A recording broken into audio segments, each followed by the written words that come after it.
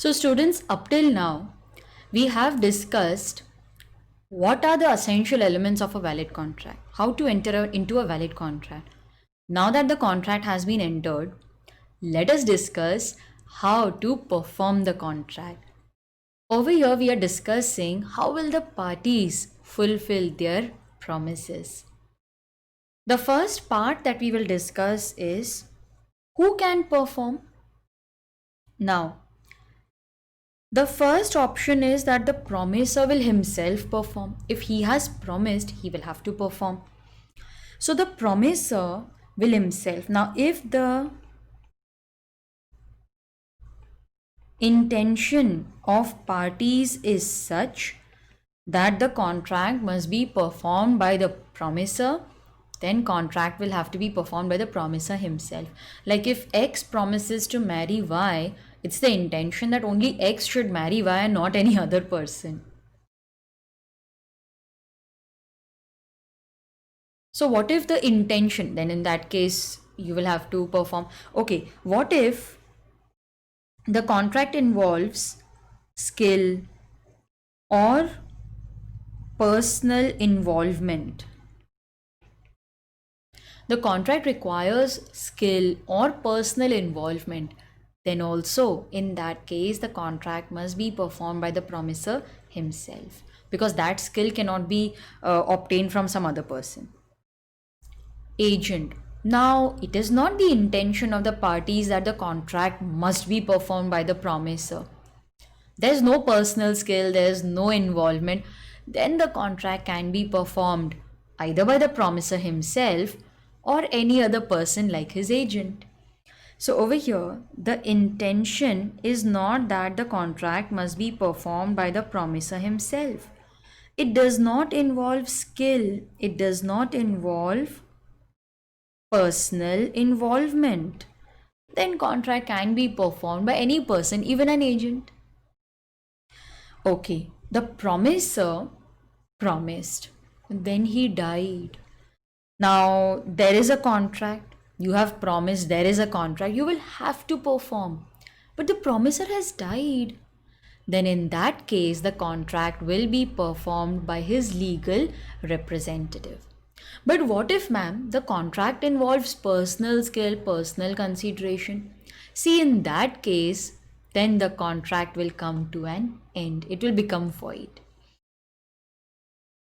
So, if the promiser dies, his legal representative will perform. But what if it involves personal skill, personal consideration, and the promiser dies?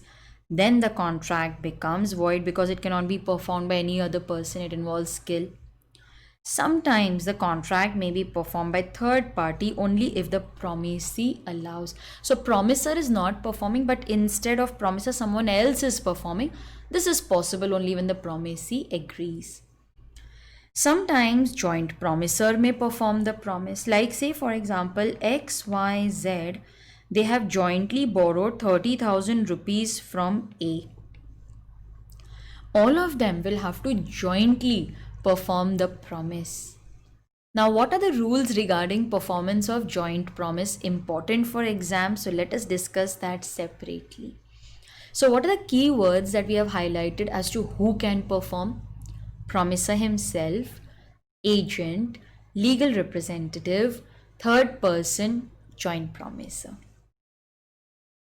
Now, what is a joint promise? It is when XYZ they have jointly borrowed 30,000 and they promise to repay that to A. The liability is joint and several. What is the meaning of joint and several? It means that I am liable not only for my share but also for share of the other promiser. So when X, Y and Z, they have jointly promised to pay 30,000 rupees to A, they have borrowed money, okay? XYZ, they have borrowed money from A. They have jointly promised, so they are all jointly liable. So X, Y, Z, they are all jointly liable, but they are severally liable. It means any one can be compelled and he will have to make the payment because he is liable not only for his share but also for share of the other promisers. So what if we compel X to pay the entire amount? He can't refuse. Oh, he was compelled to pay the entire amount. He will pay, but then later on he will claim compensation from the other promisers. So let's say that he paid 30,000 rupees. Later, he will recover 10,000 from Y and Z. What if he went to recover 10,000 from Y, but Y became bankrupt? Then in that case, the loss will be shared by the remaining promisers equally. Okay, please highlight that the loss will be shared equally. Normally we are very tempted to use PSR, but here it will be shared equally. So let's say that X, Y and Z, they are each liable for 10,000, but Y has become bankrupt. So the loss of 10,000 will be borne equally by X and Z. So each of them will now bear rupees 15,000 because they are jointly and severally liable. What is the effect of release of one of the joint promisers? See, we are releasing one. Let's say, for example, X, Y, Z, they're joint promisers. We have released we have released Z. So A is telling Z, you don't pay. Others, at least you pay. So over here, X and Z will have to pay the full amount. Just because Z is released doesn't mean that X and Y are also released. First they will pay. Later on they will recover it from Z. So Z is only temporarily released. So these were the rules relating to joint promise. Now let us discuss reciprocal promise. In reciprocal promise, I have given a promise and I got a promise in return. I didn't get goods, I didn't get money. He promised he will give. Now let's say that X promised, okay, he promises to sell goods to Y, and Y also promises to make payment. So when X gave a promise, he got a promise in return. There are two promises. It is known as reciprocal promise. Now reciprocal promise may be either mutual and concurrent, mutual and dependent, mutual and independent. Now what is the meaning of mutual and concurrent? When X delivers the goods, Y will immediately pay money. So here we are thinking from the point of view of performance. Okay, please remember that. X will perform means he will supply goods and Y will at the same time pay money. This is mutual and concurrent performance. Mutual and dependent. Now X will first perform the promise, then Y will perform. So over here, first X will perform, then Y. It is mutual and dependent. Y's performance is dependent upon X. Mutual and independent. I will perform my promise, you perform your promise. Both have finalized their dates. Dates are different. It is mutual and independent. Now in this case, the most important point is when one party prevents the other from performing his promise, the contract is voidable. Please remember this, contract is voidable. At whose option? At the option of the party so prevented. Can we say the aggrieved party? Yes. Now what does it mean? Let's say for example that X, he promised to renovate the flat of Y. Y said, I will give the raw material. Now it's been weeks he has not supplied the raw material. So X is not able to finish his renovation. In this case, Y is preventing X from performing his promise. Contract is voidable at the option of X. He can either treat it as valid or cancel the contract. If he cancels the contract, you will highlight he can recover compensation. So you can claim compensation only if you cancel the contract. So he is also entitled to compensation. Now, what if the reciprocal promise consists of some part which is legal, some which is illegal? You remember we had discussed this earlier. If the legal can be separated from the illegal part, let's say for example, X offers to sell his house to Y for rupees 50 lakhs. But he tells Y that if you use the house as a gambling house, I'm taking a lot of risk no in selling this house to you, then I will sell it for 70 lakhs. Now, if they enter into the first kind of agreement, that's valid. But what if they enter into the second kind of agreement? Gambling, that is illegal. So if they enter into the first, if you can separate it, then the legal part will be valid and illegal will become void. But what if I can't separate? You remember we had studied this earlier. You cannot separate. Then in that case, the entire agreement is void. So if legal can be separated from illegal, the legal will be valid. I'll use some separating so that you can distinguish. And illegal will become void. But if not separable, then everything is void. So students, that was about reciprocal promise. Let us discuss when time is a sense, when time is important. It's an important part of contract. It is essential that the contract be performed on time. This particular section number is important for exam. You have to remember it. Time is essence means it is important that I complete your portion on time. Time is essence. You have to complete it before exam. What if the party fails to perform the contract on time? Then in that case, if we fail, then contract is voidable. Voidable means you can either accept the delay or you can cancel the contract immediately. Okay. It is voidable at option of promisee.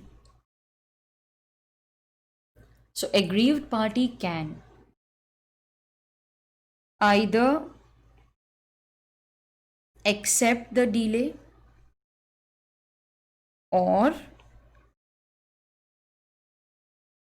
cancel the contract, but I like to use a better word for cancellation, rescind, and claim damages. Okay, so you may either accept the delay or you can cancel the contract and claim damages. You can't do both. So over here, if time is essence, if it is important to perform time for the contract on time, it's voidable. You can either accept the delay or cancel. But time is not essence. It's okay. Some delay is accepted. If time is not essence, then failure will not make the contract voidable. Okay, so I'll write it over here. Contract is not voidable. You cannot cancel the contract. Aggrieved party can only claim damages. You cannot cancel because contract is the time is not essence. No, some delay is okay. The contract is such that there will be some delay, so that's okay. No, students, please ensure that you have written everything properly in your workbook. Just check whether everything is written. Have you highlighted things properly? Okay. Just check whether this is written correctly. Done? All right. The last part is appropriation of payment, section 59 to 61. If you want to write down the section number of reciprocal promise, you can write down. It is covered under section 51 to 54. Okay, it will be given in your workbook. 51 to 54. Appropriation of payment. Now let's say for example that A has to pay several debts to be, let's say 2000, 3000, and 5000. Now A pays 4000. Tell me, which debt is satisfied? 2000, 3000, 5000. Now some student may say, ma'am, I think 2000 in full and partly 3000. Some may say, no ma'am, it is fully the first payment and maybe the last one. No, no ma'am, it is only fulfillment of the last, that is 5000. There's so much confusion. It is because debtor has just paid the money without mentioning which debt is to be satisfied. Then law says, okay, if the debtor is so lazy, let us have rules for it, because there may be confusion. Some may say 2000, some may say 3000, some may say average, some may say proportionate. So law says let's have rules. That is covered in appropriation of payment. So in case there are several debts owing by one person to another, owing by example A to B, and certain payment is made, example 4000, but that is insufficient to discharge all the debts. All the debts are of 10,000. You have paid just 4,000. And you have not even told how it is to be applied. Then the order in which that money is to be applied is known as appropriation of payment. What is the first option? See, law says it is the debtor's debt, no? It's the debtor's debt. So he will say how it is to be satisfied. So debtor will expressly intimate. Okay, so you will have to do what the debtor asks.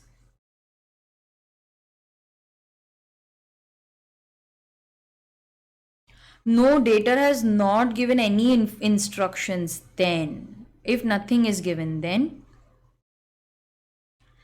law says in option 2, check the circumstances. Now what if he pays exact 2000? Oh, it's clearly for debt 1. But what if circumstances do not apply? Then go for option 3.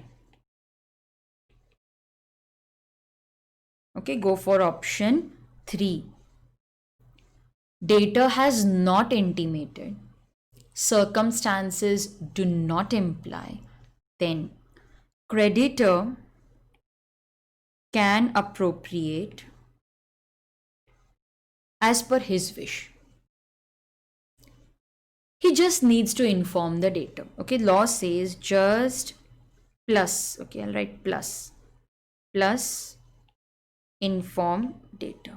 So what is the first option? Do what the debtor says, his debts, his wish. He's silent.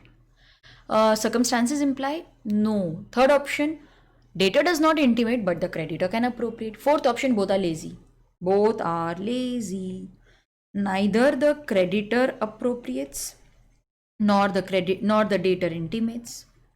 Option 4, we will advise them. Okay, option 4, you can go chronological.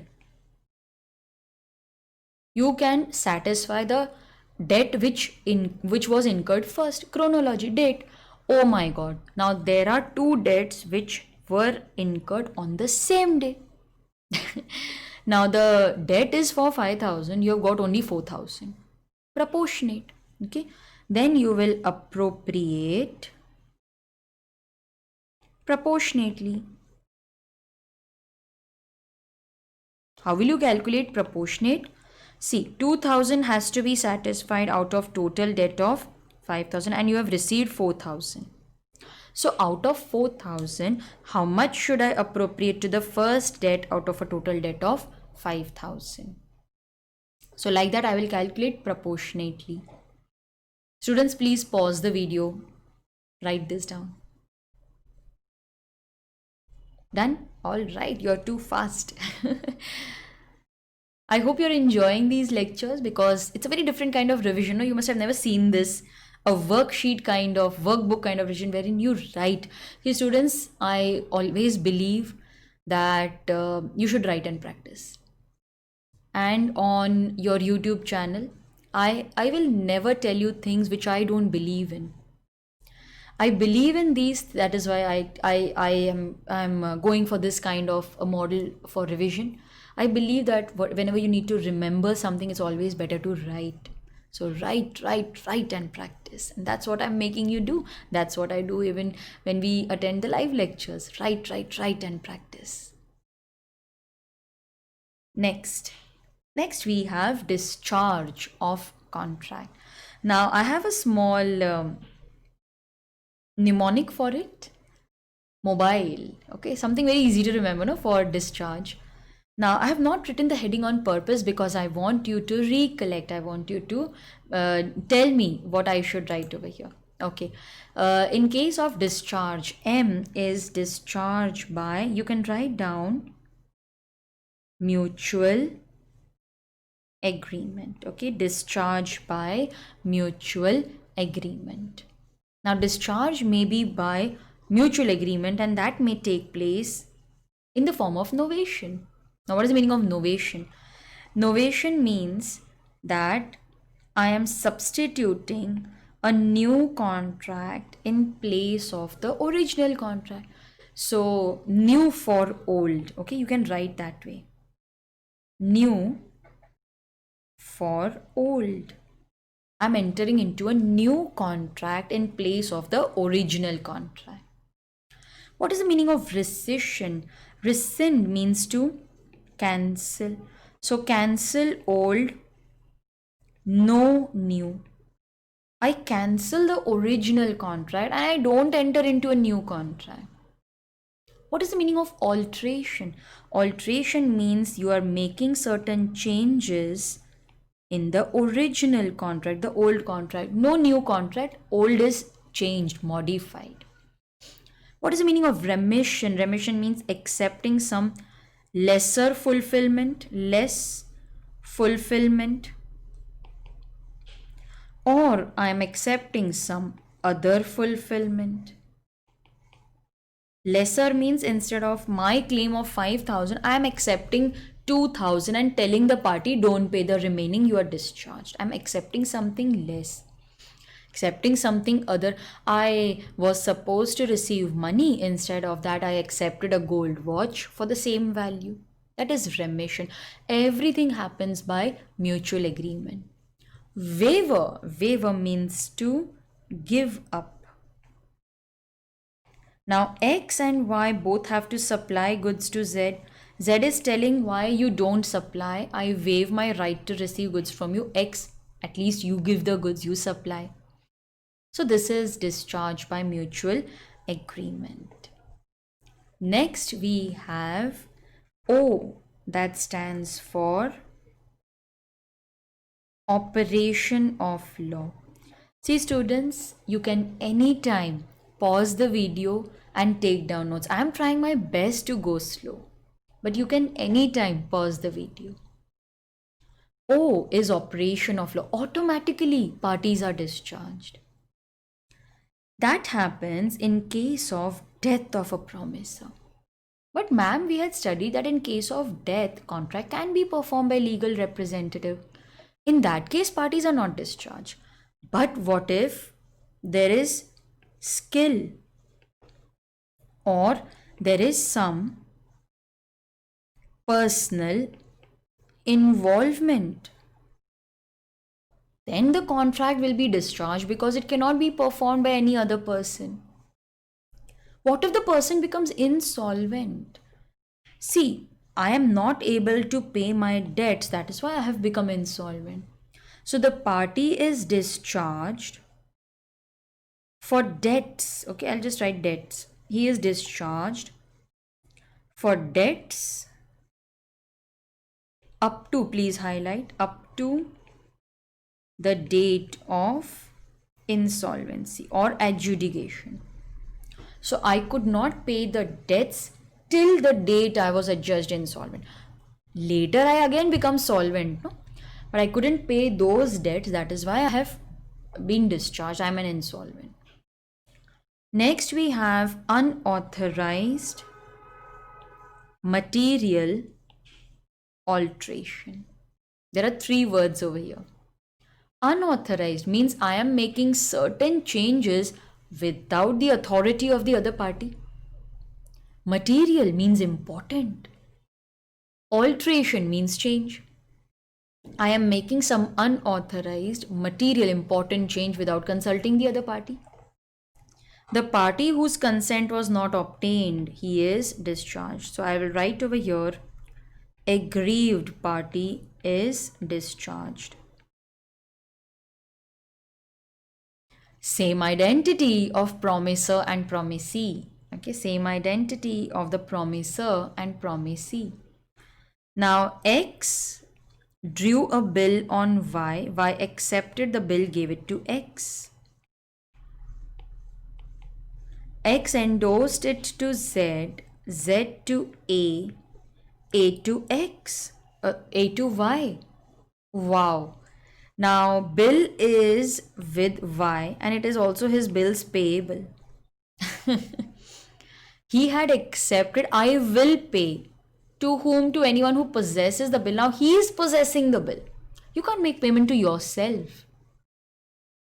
So in this case, the promiser and promisee have become the same. Why? Other parties are discharged. No person will make payment to any person.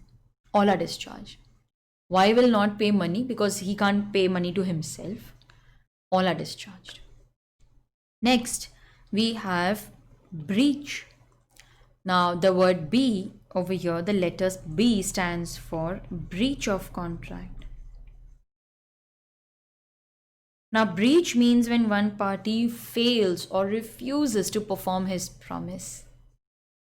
Breach may be either actual breach or anticipatory. What is the meaning of actual breach? Actual breach means breach which takes place on the due date of performance.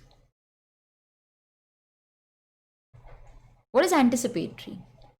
Anticipatory means breach which takes place before the due date of performance. Now I have a separate note for that. I'm going to discuss that in detail with you. But by breach, aggrieved party is discharged. I is for impossibility. Okay, impossibility. It may be initial or supervening. Initial means it is impossible to perform right from the beginning. Contract is void ab initio. Parties are discharged. But mainly supervening. Contract is valid when entered. But later on it becomes impossible to perform. Then the contract becomes void, and as soon as it becomes void, the parties are discharged. How? Now let's say that X had promised to export onions to Y.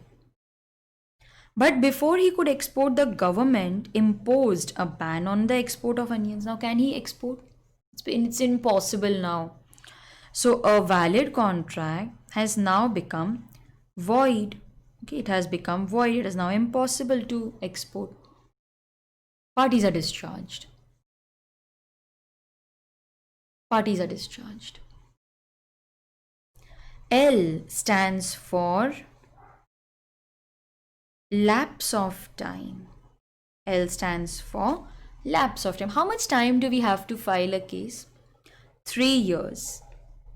After 3 years, oh, then it becomes a time barred debt, and as soon as it becomes a time barred debt, it is legally not recoverable, not enforceable. Parties are discharged.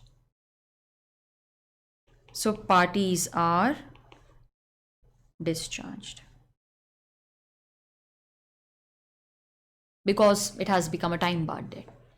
Performance, the word E is the E in performance. Yes. So lastly, we have performance. Maybe actual or attempted. Actual means the party has actually physically performed the promise. Actually performed. Attempted means I attempted. Other party did not accept it. So attempted means that the promiser, he attempted. He attempted performance. But the promisee did not accept it.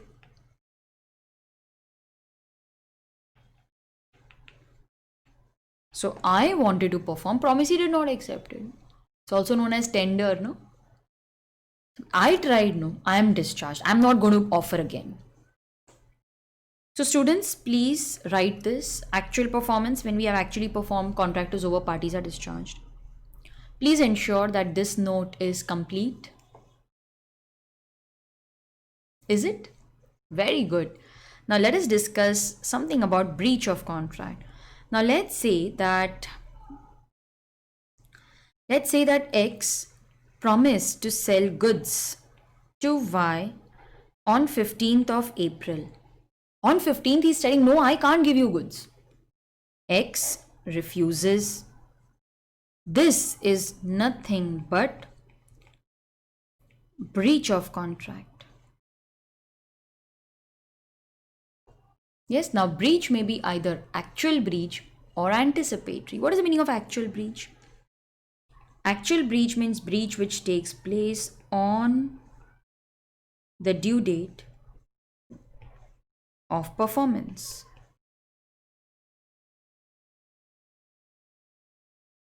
Let's say that X on 15th refused to supply the goods. That's actual breach.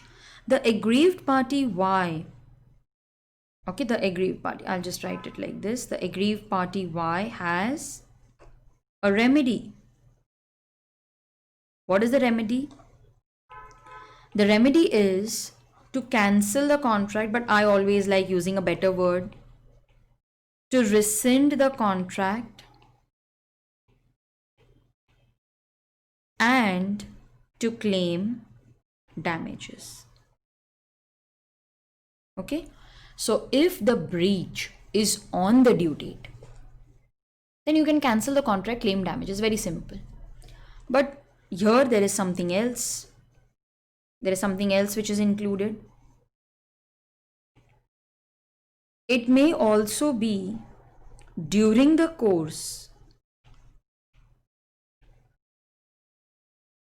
of performance.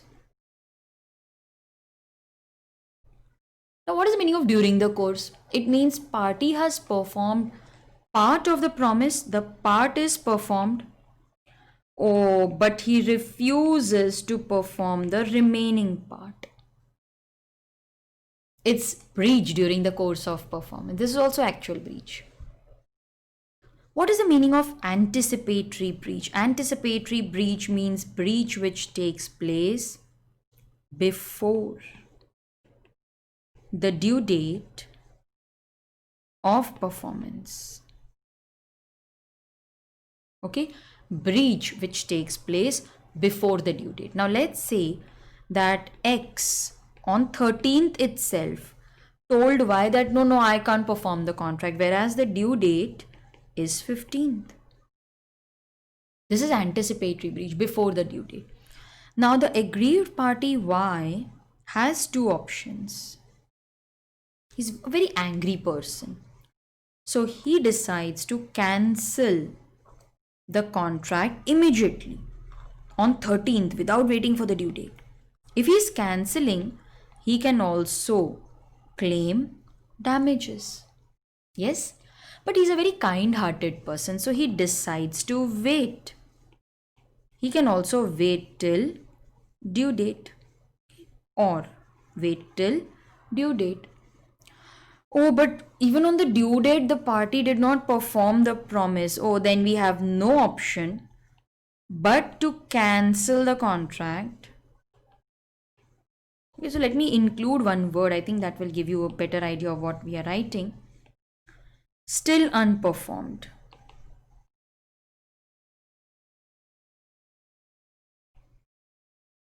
Then in that case, you can cancel the contract on 15th. and you can claim damages. All right. So, students, I have explained the entire breach in just one small table. So, breach on the due date or before. You can cancel the contract, claim damages, or if it is anticipatory, then you can cancel either immediately or wait till the due date. If it's still not performed on the due date, then you can cancel and claim damages. Students, take a moment, pause the video, copy this in your notebook. Done already? Very good. So, this was all about performance and discharge. In the next video, I am going to discuss with you breach of contract. So, I'll see you in the next video.